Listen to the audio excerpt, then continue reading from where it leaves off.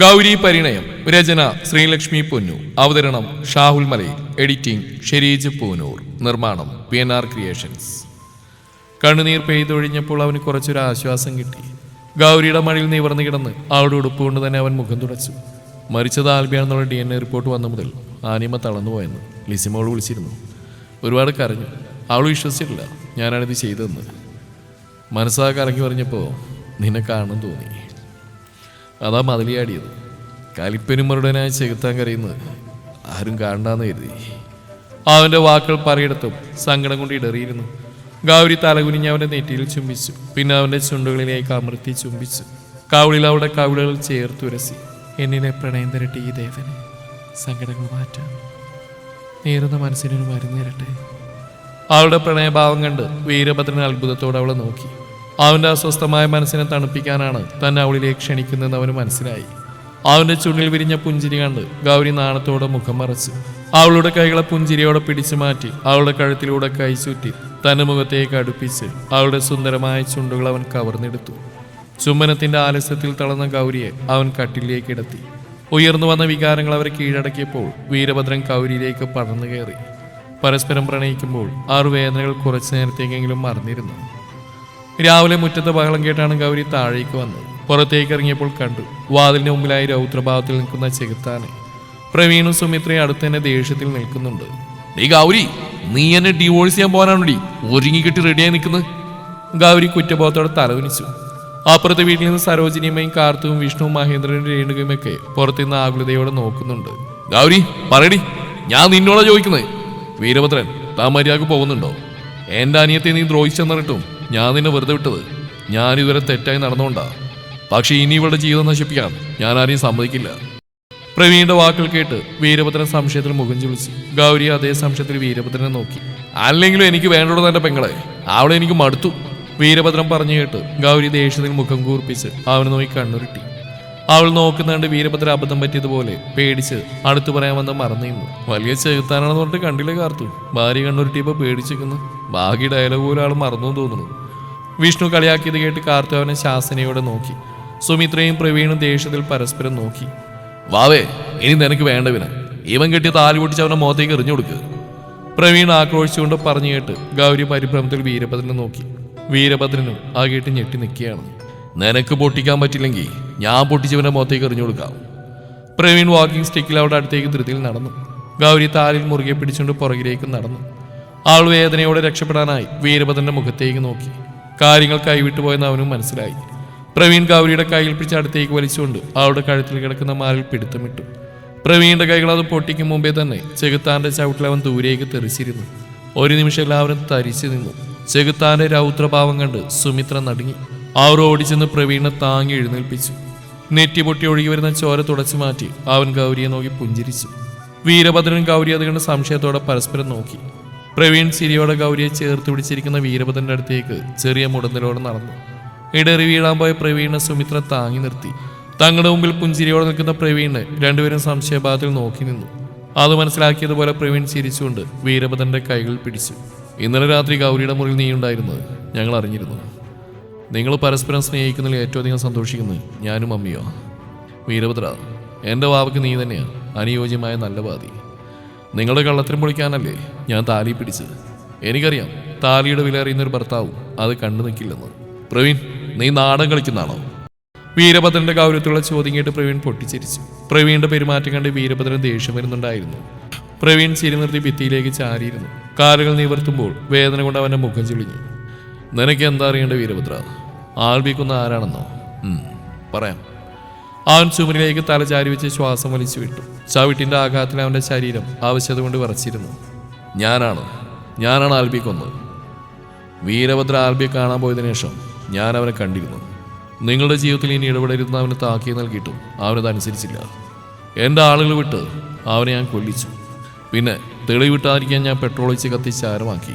നീ പേടിക്കണ്ട, ഞാൻ പോലീസുകാരോട് കുറ്റസമ്മതം നടത്തിയിട്ടുണ്ട്. എന്നെ അറസ്റ്റ് ചെയ്യാൻ അവരിപ്പോൾ എത്തും. പ്രവീണിന്റെ കുറ്റസമ്മതം ഞെട്ടലോടെയാണ് ബാക്കിയുള്ളവർ കേട്ടത്. വീരഭദ്രൻ മാത്രം മുഖത്ത് ഭാഭേദമൊന്നുമില്ലാതെ നിന്നു. സുമിത്ര വേദനയോടെ മോനെ നോക്കി വിതുമ്പിക്കറങ്ങി. മുറ്റത്ത് പോലീസ് ജീപ്പ് വന്നിന്ന് കണ്ട് സുമിത്ര വിങ്ങിപ്പൊട്ടി അകത്തേക്ക് ഓടിപ്പോയി. ഗൗരി വെറുപ്പോടെ തന്നെ നോക്കുന്നുണ്ട്. പ്രവീൺ ഭിത്തിൽ പിടിച്ച് എഴുന്നേറ്റ് അവളുടെ നേരെ നോക്കി പുഞ്ചിരിച്ചപ്പോൾ അവൾ വെറുപ്പോടെ മുഖം തിരിച്ചു. മിസ്റ്റർ പ്രവീൺ വരൂ. 2 പോലീസുകാർ അവൻ്റെ അടുത്തേക്ക് വന്നു. സർ, 1 മിനിറ്റ്, എനിക്ക് വീരഭദ്രനോട് സ്വകാര്യമായിട്ട് സംസാരിക്കണം. അറസ്റ്റ് ചെയ്യാൻ അടുത്തേക്ക് വന്ന പോലീസിനോട് അവൻ അപേക്ഷിച്ചു. അവരെ സമ്മതിച്ച പോലെ മാറിയിരുന്നു. പ്രവീൺ ഗൗരിയുടെ മുഖത്തേക്ക് നോക്കി. അവൾ അമൃഷത്തോടെ അവിടുന്ന് കുറച്ച് മാറിയിരുന്നു. വീരഭദ്ര, ആൽബിയെ കൊന്ന കുറ്റം ഞാൻ ഏറ്റെടുത്ത. ശത്രുക്കൾ നിന്റെ അടുത്ത കൂട്ടുകാരനെ തേടും നിന്നെ കൊടുക്കാൻ. വിപിനോട് ശ്രദ്ധിക്കാൻ പറയണം. എൻ്റെ വൈദ്യു സന്തോഷത്തോടെ ഇരിക്കണം. എനിക്ക് അത്രയേ വേണ്ടൂ. അവരുടെ അടുത്ത ലക്ഷ്യം വിപിനാ. വീരഭദ്രൻ ഞെട്ടലോടെ പ്രവീണിനെ നോക്കി. അവൻ മനസ്സിൽ തട്ടിയാണ് പറഞ്ഞതെന്ന് വീരഭദ്രൻ മനസ്സിലായി. നിറഞ്ഞു വന്ന കണ്ണുകൾ തുടച്ച് മുന്നോട്ട് നടന്ന പ്രവീണിന്റെ കാലുകൾ വേച്ചു പോയതും പെട്ടെന്ന് വീരഭദ്രൻ അവനെ താങ്ങി. പ്രവീൺ നന്ദിയോടെ സ്നേഹപൂർവ്വം അവന്റെ തോളിൽ കയ്യമർത്തി. പ്രവീണിനെ ജാമ്യത്തിലെടുക്കാൻ വീരഭദ്രൻ ശ്രമിച്ചിട്ടും പ്രവീണിന് ജാമ്യം കിട്ടിയില്ല. ഇതിനിടയിൽ തന്നെ വാർത്താ മാധ്യമങ്ങളിലൂടെ എല്ലാവരും അറിഞ്ഞിരുന്നു. പ്രവീൺ അറസ്റ്റ് ചെയ്ത വിവരമറിഞ്ഞ ശത്രുക്കൾ പകയോടെ അടുത്ത സന്ദർഭത്തിനായി കാത്തിരുന്നു. കുറ്റവിമുക്തനായ വീരഭദ്രന്റെ സസ്പെൻഷൻ പിൻവലിച്ചു. ഗൗരിയും വീരഭദ്രനും ആനിയമ്മയെ കാണാൻ പോയിരുന്നു. വീരഭദ്രനെ തെറ്റിദ്ധരിച്ചില്ല ആനിയമ്മ അവനോട് മാപ്പ് പറഞ്ഞു. ആൽബിയുടെ സ്ഥാനത്ത് നിന്നുകൊണ്ട് തന്നെ ലിസിമോളുടെ കല്യാണം വളരെ ഭംഗിയായി വീരഭദ്രൻ നടത്തി കൊടുത്തു. വിപിൻ അവൻ വീട്ടിൽ തന്നെ നിർത്തി. ഒറ്റയ്ക്ക് പുറത്തു പോകുന്നതിൽ നിന്ന് അവൻ എല്ലാവരെയും വിലക്കി. വിഷ്ണുവിന്റെ അമ്മയും അച്ഛനെയും വീരഭദ്രന്റെ വീടിനടുത്തായി ഒരു വീടെടുത്ത് താമസിപ്പിച്ചു. ബാലകൃഷ്ണനെ വിദഗ്ധ ചികിത്സയ്ക്കായി വീരഭദ്രന്റെ നാട്ടിൽ തന്നെയുള്ള ആശുപത്രിയിലേക്ക് മാറ്റി. സുമിത്ര ബാലകൃഷ്ണനോടൊപ്പം ആശുപത്രിയിൽ നിന്നു. ഗൗരിയുടെ പേരുള്ള എല്ലാ സ്ഥാപനങ്ങളും വീരഭദ്രൻ ഏറ്റെടുത്തു. പ്രവീൺ കിടപ്പിലായതോടെ നഷ്ടപ്പെട്ടുപോയ ബിസിനസ് മനുവിന്റെ സഹായത്തോടെ അവൻ തിരികെ പിടിച്ചു. ആരും ഒന്നും അറിയാതെ അവൻ പ്രത്യേകം ശ്രദ്ധിച്ചിരുന്നു. കണ, ഇനി എന്താ നിന്റെ പ്ലാൻ? പ്രവീണിനെ പുറത്തിറക്കണ്ടേ? ആൽബിയുടെ കൊലപാതകയെ കണ്ടുപിടിക്കണ്ടേ? കോളേജ് ക്യാൻറ്റീനിൽ സംസാരിക്കുന്ന 2 പേരും. അവന്മാർ കുറച്ചുകൂടി പ്ലാൻ ചെയ്യട്ടെ. അതുവരെ നമുക്ക് സൈലന്റ് ആയിരിക്കാം. ഇനി എൻ്റെ വരയിൽ അവന്മാർ ഇങ്ങോട്ട് വന്ന് വീണോളും. വീരഭദ്രന്റെ മുഖം ദേഷ്യം കൊണ്ട് കടുത്തിരുന്നു. വിബിയുടെ മുഖത്തും ദേഷ്യമായിരുന്നു. തങ്ങളുടെ പ്രിയപ്പെട്ട കൂട്ടുകാരനെ കൊന്നവരെ കയ്യിൽ കിട്ടാത്തതിലുള്ള ദേഷ്യം. വിബി, എനിക്കൊരു ഹെൽപ്പ് വേണം. എന്താടാ? അവൻ്റെ മുഖത്തെ ചമ്മൽ കണ്ട് വിബി ചോദ്യഭാവത്തിൽ അവനെ നോക്കി. അടുത്ത മാസം ആർട്സ് ഡേയിൽ പാർവതിയുടെ ഒരു ഡാൻസ് വേണം. വിപിൻ കണ്ണുരുട്ടി നോക്കുന്ന കണ്ട് വീരഭദ്ര അവനെ നോക്കി വിളറിയെ ചിരിയിരിച്ചു. നിന്റെ ഭാര്യയോട് ഡാൻസ് ചെയ്യുന്ന എനിക്ക് പറഞ്ഞുകൂടെയാണ്? ഞാൻ പറഞ്ഞേടാ ഒരുപാട് വട്ടം. അവൾ പണ്ട് മുതലേ ഡാൻസ് ഉപേക്ഷിച്ചെന്നു.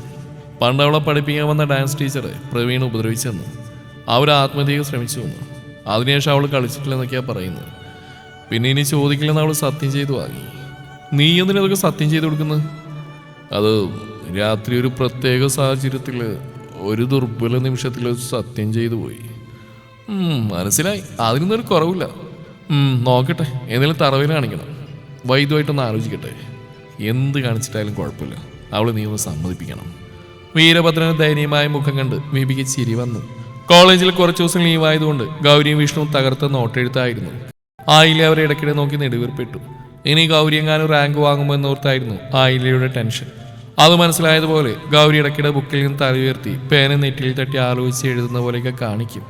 ഇടം കണ്ടുകൊണ്ട് അവളെ നോക്കി തിരിഞ്ഞിരുന്ന് ചിരിക്കും. വിഷ്ണു തൊട്ടടുത്തിരുന്ന ഒരു ബുക്ക് നോക്കി നോട്ട് പകർത്തുകയാണ്. ഗൗരി എക്കണോമിക്സ് എഴുതുന്നത് കണ്ടിട്ടാണ് വിഷ്ണു ഹിസ്റ്ററി നോട്ടെടുത്ത്.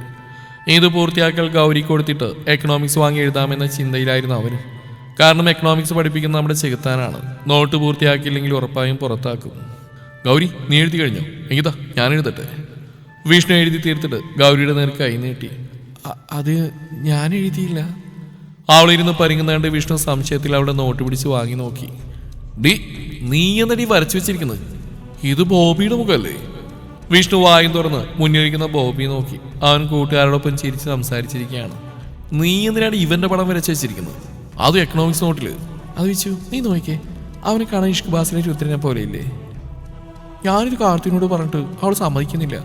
അതുകൊണ്ട് രുദ്രന്റെ ആംഗിളിൽ ഞാനവനെ ഒന്ന് വരച്ചു നോക്കിയതാ. എങ്ങനെയുണ്ട്? ഒരു പുരികം പൊക്കി എന്തോ വലിയ കണ്ടുപിടുത്തം നടത്തിയ അഭിമാനത്തോടെ അവൾ പറയുന്ന കേട്ട് വിഷ്ണു ദേഷ്യം കൊണ്ട് വിറച്ചു. ഡീ, നീ ഇത്രയും തരം താഴ്ന്നു ഞാൻ വിചാരിച്ചില്ല. നിനക്ക് ബോധമുണ്ടോ ഗൗരി? ഞാൻ വെറും മന്ദബുദ്ധിയാണെന്ന് എനിക്ക് തോന്നിയോ? ഗൗരിക്ക് സങ്കടം വന്നു. ഇത്രയും ചെറിയ കാര്യത്തിന് വെച്ച് ദേഷ്യപ്പെടുമെന്ന് അവൾ ഓർത്തില്ല. അവൾ കണ്ണു കൂർപ്പിച്ച് പരിഭവത്തോടെ നോക്കുന്ന കണ്ട് വിഷ്ണു ബുക്കെടുത്ത് ദേഷ്യത്തിൽ അവളുടെ മുഖത്തിനടുത്തേക്ക് അടുപ്പിച്ചു. നീ നോക്ക് ഗൗരി, രുദ്രന്റെ മൂക്ക് ഇങ്ങനെയല്ല, അത് കുറച്ചുകൂടി നീളമുണ്ടല്ലോ. ബോബി രുദ്രനെ പോലെ അല്ലല്ലോ. വിച്ചു പറഞ്ഞതും ഗൗരി കണ്ണു പിഴിഞ്ഞ് അവനെ നോക്കി. കളിയാക്കിയതാണെന്ന് മനസ്സിലായപ്പോൾ അവൾ ദേഷ്യത്തോടെ അവനെ തലമുടിയിൽ പിടിച്ചു വലിച്ചു. ഇത് ക്ലാസ്സാ, എല്ലാവരും നോക്കുന്നു. ഗൗരി ബുക്കെടുത്ത് അവനെ തലയിൽ കൊട്ടിയതും വിച്ചു മറ്റൊരു ബുക്കെടുത്ത് അവളെ പ്രതിരോധിക്കാൻ ശ്രമിച്ചു. കുട്ടികളെല്ലാം കൈയടിച്ച് പ്രോത്സാഹിപ്പിച്ചു. വീരഭദ്രൻ ക്ലാസ്സിലേക്ക് കയറി വന്നെന്ന് 2 പേർ അറിഞ്ഞില്ല. ആ ഒരു ബുക്കെടുത്ത് തമ്മിൽ അടിയായിരുന്നു. പെട്ടെന്ന് ക്ലാസ് സൈലന്റ് ആയത് കണ്ട് വിജു സംശയത്തോടെ തിരിഞ്ഞു നോക്കിയതും മുന്നിൽ രൗദ്രഭാഗത്തിൽ നിൽക്കുന്ന ചെകുത്താനെ കണ്ടവൻ പതറിപ്പോയി. ഗൗരി ബുക്ക് വെച്ച് തകർത്തടിയാണ് വിച്ചുവിന്റെ തലയിൽ. ഗൗരി, ചെകുത്താനടാ പാവന്റെ രുദ്രൻ. ഡി അതല്ല, മുന്നിൽ എന്താ? കയ്യിൽ ഉയർത്തി പിടിച്ചിരിക്കുന്ന ബുക്കിനെ താഴത്ത് വീണി ഗൗരി അലസമായി മുന്നോട്ട് നോക്കി. കണ്ണുകൾ ചുവന്ന് ദേഷ്യഭാഗത്തിൽ നിൽക്കുന്ന ചെകുത്താനെ കണ്ട് പേടിച്ച് കയ്യിലിരുന്ന ബുക്ക് അറിയാതെ താഴെ വീണു. ഇത് ക്ലാസ് ആണ്, അടിപിടി കൂടാനുള്ള ചന്തയല്ല. ക്ലാസ്സിലിരിക്കും മിനിമം ഒരു മര്യാദയിൽ രണ്ടുപേരും കാണിക്കണം. പറഞ്ഞു മനസ്സിലായിട്ടുണ്ടാക്കും.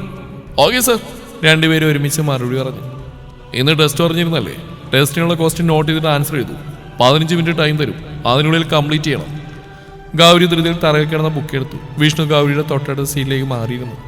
ചെകുത്താൻ പറയുന്ന ചോദ്യങ്ങളെല്ലാം ആദ്യം കേൾക്കുന്നത് ഗൗരി വാ പൊളിച്ചിരുന്നു. എന്തെങ്കിലും പഠിച്ചാലേ അതൊക്കെ മനസ്സിലാവും. കുട്ടികളെല്ലാം തകർത്ത് എഴുതുകയാണ്. ആയിലെ വളരെ ഉത്സാഹത്തോടെ എഴുതുന്നുണ്ട്. ഗൗരി ദേഷ്യം കൊണ്ട് പല്ലെറിഞ്ഞു. ഇടയ്ക്ക് തലയുയർത്തി നോക്കിയപ്പോൾ തന്നെ നോക്കിയിരിക്കുന്ന വീരഭദ്രനെ കണ്ട് അവളുടെ ചുണ്ടിൽ പുഞ്ചിരി ഊറി. ഗൗരി നോക്കുന്ന കണ്ട് വീരഭദ്രൻ പെട്ടെന്ന് നോട്ടം മാറ്റി. ആയില്യ, എഴുതി കഴിഞ്ഞവിടെ പേപ്പർ കളക്ട് ചെയ്യൂ. പേപ്പർ എല്ലാവരുടെ കയ്യിൽ നിന്നും വാങ്ങി ഗൗരിയുടെ അടുത്ത് നിൽക്കുമ്പോഴാണ് ഗൗരി വരച്ച പിക്ചർ ആയിലെ കണ്ടത്. ആയിലെ അത് വേഗത്തിൽ കൈക്കലാക്കി ചെകുത്താൻ്റെ അടുത്തേക്ക് ഓടി. സർ, പാർവതി വരച്ചതാ ബോബിയുടെ പിക്ചർ. അവൾ കുടിലതയോടെ ഗൗരി നോക്കി പുച്ഛിച്ചു. വീരഭദ്രൻ ഗൗരവത്തോടെ അതിലേക്ക് നോക്കുന്ന കണ്ട് ഗൗരി പേടിയോടെ കണ്ണടച്ചിരുന്നു. മുൻ സീറ്റിലെ ബോബിയാണെങ്കിൽ ഏന്തി വലിഞ്ഞ് പിക്ചറിലേക്ക് നോക്കി നാണത്തോടെ കളം വരച്ച് നിൽക്കുകയാണ്. ഇടയ്ക്കിടെ ഗൗരി അവൻ നാണത്തോടെ നോക്കുന്നുണ്ട്. വീരഭദ്രൻ പ്രതികരിക്കാതെ ബുക്ക് ടേബിൾ വെച്ചിട്ട് ആയിലിയുടെ കയ്യിൽ നിന്ന് പേപ്പറെല്ലാം വാങ്ങി അപ്പോൾ തന്നെ കറക്റ്റ് ചെയ്തു എല്ലാവർക്കും കൊടുത്തു. പാർവതി, ഗൗരി പേടിയോടെ എഴുന്നേറ്റ് അവനെ നോക്കി. നീ എന്തൊന്നും എഴുതാത്ത? മറ്റുള്ളവരുടെ പടം വരയ്ക്കാൻ നിനക്ക് സമയമുണ്ടല്ലോ.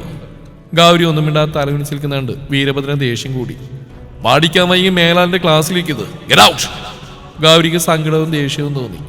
ഗെറ്റ് ഔട്ട് അടിക്കുന്ന പുത്തിരിയല്ലെങ്കിലും വിജയിച്ച് നിൽക്കുന്ന ആയിലിയായിരുന്നു ഗൗരിയുടെ പ്രശ്നം. നിറഞ്ഞ കണ്ണുകളോടെ അവൾ സീറ്റിൽ നിന്ന് ഇറങ്ങി. ഡി കുരുപ്പേ, എനിക്ക് ഞാൻ തരാട്ടോ. കോപ്പി അടിച്ചിട്ടാണെങ്കിൽ ഞാൻ റാങ്ക് മേടിക്കൂടി.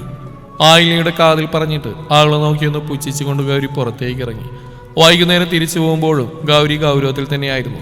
ഇടയ്ക്ക് വീരഭദ്രനുമായി കണ്ണുകളിടഞ്ഞപ്പോൾ അവൻ ചുണ്ടനയ്ക്ക് സോറി പറഞ്ഞു. ഗൗരി മൈൻഡ് ചെയ്യാതെ മുഖം വെട്ടിച്ച് തിരിഞ്ഞിരുന്നു. വിപിയും വൈദ്യവും വീരഭദ്രന്റെ വീട്ടിലേക്കാണ് വന്നത്. വീട്ടിലെത്തിയതും ആരുടെയും മുഖത്ത് നോക്കാതെ ഗൗരി മുകളിലേക്ക് കയറിപ്പോയി. എന്താടാ, ഗൗരി പിണക്കത്തിലാണോ? ആളിലെ സോഫയിലേക്ക് ഇരുന്നുകൊണ്ട് വിപി ചോദിച്ചു. വൈദ്യവും കാർത്തും അകത്തേക്ക് പോയി. ദേ നിൽക്കുന്നു, ചോദിച്ചു നോക്ക്, അവിടെ വാറല്ലേ. തന്റെ നേരെ നോക്കി വീരഭദ്രൻ പറയുന്ന കേട്ട് വിഷ്ണു കുറ്റബോധത്തോടെ തലവനിച്ച് നിന്നു. ക്ലാസ്സിലിരുന്ന് കുഞ്ഞു പിള്ളേരെ പോലെ രണ്ടും കൂടി അടി. ഗുരുത്തക്കേട് മാത്രമേ രണ്ടിനെയും കയ്യിലുള്ളൂ, ഒരക്ഷരം പഠിക്കില്ല. കുറ്റങ്ങൾ ഓരോന്നായി വീരഭദ്രൻ പറയുന്ന കേട്ട് വിഷ്ണു കേൾക്കാൻ ബാധിച്ചെന്ന പോലെ തലവനിച്ച് നിന്നതേയുള്ളൂ. ആ, ഇത് ഞാൻ അറിഞ്ഞില്ലല്ലോ. ഒരു കാര്യം ചെയ്യാം, വിഷ്ണുവിനെ ഞാൻ വീട്ടിലേക്ക് കൊണ്ടുപോകാം. ഞാനിരുന്ന് പഠിപ്പിച്ചു കൊടുക്കാം. ഗൗരിയുടെ കാര്യം നീ നോക്ക്, രണ്ടിനെയും ശരിയാക്കി എടുക്കണം. ശരിയാ വിപി, ഇത് രണ്ടിനെയും ശരിയാക്കി എടുക്കണം. ഗൗരി, നിന്റെ കാര്യം തീരുമാനമായിടേ. വിഷ്ണുവിനെ ആലോചിച്ചപ്പോൾ തന്നെ ചിരി വന്നു. കുറെ നാളുകൾ കൂടി എല്ലാവരും ഒരുമിച്ചിരുന്ന് സന്തോഷത്തോടെ ഭക്ഷണം കഴിച്ചു. ഭക്ഷണം കഴിക്കുമ്പോഴും വീരഭദ്രന്റെ കണ്ണുകൾ ഗൗരിയുടെ മുഖത്തെ പരിഭവം കാണുകയായിരുന്നു. അടുക്കള ഒതുക്കാൻ ഗൗരിയും കൂടിയതുകൊണ്ട് പണിയെല്ലാം പെട്ടെന്ന് തീർത്ത് എല്ലാവരും കിടക്കാനായി പോയി. തെല്ലൊരു പേടിയോടെയാണ് ഗൗരി മുറിയിലേക്ക് വന്നത്. ടേബിളിൽ ബുക്കും പിടിച്ചിരിക്കുന്ന ചെകുത്താനെ കണ്ട് ഒരു ലോഡ് പൂച്ചം വാരി വിതറി. കട്ടിൽ പോയി പുതപ്പെടുത്ത് തലവഴി മൂടി കിടന്നു.